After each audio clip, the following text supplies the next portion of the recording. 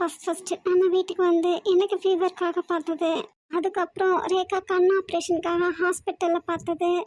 கடத்திட்டு போன இடத்துலையும் பார்க்லையும் ஹக் பண்ணிக்கிட்டது. அவருக்கு கழுத்தில் வெட்டுப்பட்டப்போ நம்ம கிஸ் பண்ணினது. எல்லாமே எனக்குள்ள ஏதோ பண்ணுது. டாக்டருக்கும் பண்ணுமா?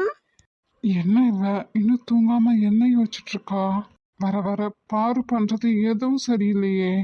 வீட்டை கூட்டி யாராவது ஃப்ரிட்ஜில் வைப்பாங்களா குப்பைய? இவ வச்சாலே நல்ல தண்ணி வந்துச்சுன்னு பிடிக்க சொன்னா கொண்டு போய் ஒன்னும் உப்பு தண்ணி தொட்டியில ஊத்துறா, இல்ல கீழே ஊத்துறா.